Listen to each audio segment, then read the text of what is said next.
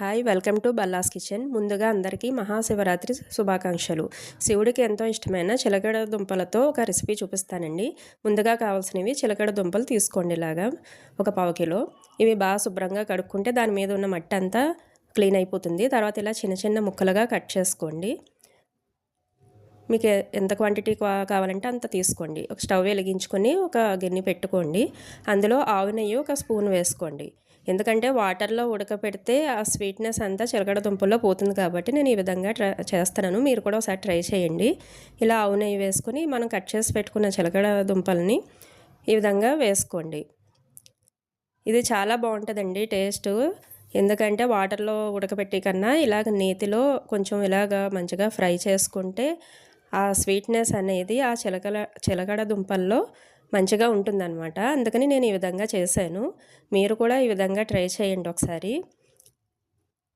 ఇలాగ మంచిగా ఫ్రై చేసుకోండి. మీడియం ఫ్లేమ్లోనే చేసుకోండి, లేదంటే మాడిపోతాయండి. ఇలాగా నెయ్యిలో ఈ విధంగా ఒక వైపుకి ఇలా ఫ్రై చేసుకోండి. తర్వాత మూత పెట్టుకుంటే చిలకడ దుంపలు వాటర్లో కాకుండా ఇట్లా మంచిగా ఉడికిపోతాయండి. తర్వాత కొద్దిగా 2-3 స్పూన్లు బెల్లం తీసుకోండి. ఇలా కట్ చేసుకుని పక్కన పెట్టుకొని తురుముని ఒక ఇలాచీ కూడా తీసుకోండి. తర్వాత ఇప్పుడు కొద్దిసేపు ఉడికింది కదా, మూత తీసి పక్కన పెట్టుకుని ఒకసారి చెక్ చేసుకోండి ఉడికిందా లేదా అని. ఇదిగో ఈ విధంగా మళ్ళీ ఒక వైపుకి తిప్పుకోండి. ఇలా మంచిగా బ్రౌన్ కలర్లో వచ్చే వరకు కొంచెం ఈ విధంగా కుక్ చేసుకుంటే చాలా బాగుంటుందండి.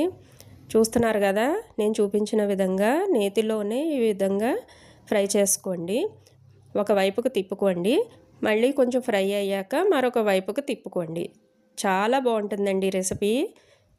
కంపల్సరీ శివభగవానుడికి చిలకడ దుంపలు అంటే చాలా ఇష్టమండి. మనం ఉపవాసం ఉంటాం కాబట్టి చిలకడ దుంపలు కంపల్సరీ నైవేద్యంగా పెట్టి దేవుడికి, శివపరమాత్మకి అప్పుడు మనము సేవిస్తే చాలా మంచిది. మనం హెల్తీగా కూడా ఉంటాము. దర్శన శక్తి ఇస్తుందండి. తర్వాత ఇలాచిని ఇలాగా మెత్తడి పౌడర్లా దంచి పెట్టుకోండి. ఈ విధంగా పౌడర్ చేసుకుంటే అందులోకి బెల్లం అది వేస్తాం కాబట్టి చాలా బాగుంటుంది. ఏ స్వీట్లో కన్నా ఇలాచి బాగా వాడతాం కాబట్టి ఇలాగ పౌడర్ చేసుకోండి. ఇలా మూత తీసేసుకొని చూస్తున్నారు కదా, ఈ విధంగా మంచిగా ఫ్రై అయినాయి. మళ్ళీ ఒకసారి తెల్లగా ఉన్న చోట మళ్ళీ ఈ విధంగా ఫ్రై చేసుకోండి. ఇలా బ్రౌన్ కలర్లోకి వచ్చే వరకు మంచిగా ఫ్రై చేసుకోండి. తర్వాత మనం తురిమి పెట్టుకున్న బెల్లం తురుము ఉంది కదండి, అందులో ఒక 2-3 స్పూన్లు వేసుకోండి. దానికి అదే పాకంలాగా వచ్చేస్తుంది. దానిలో కలిస్తే చాలు.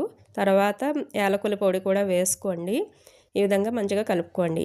ఈ రెసిపీ నా ఛానల్ బన్లాస్ కిచెన్ కాబట్టి మంచిగా ఈ రెసిపీ నచ్చినట్టయితే లైక్, సబ్స్క్రైబ్, షేర్ చేయండి. మీ లైక్ చాలా సపోర్ట్ ఉంటుందండి నా ఛానల్కి. ఈ విధంగా రెడీ అయిపోతుంది. అరిటాకులో సర్వ్ చేసుకుని దేవుడికి ప్రసాదంగా పెట్టండి. Thank you for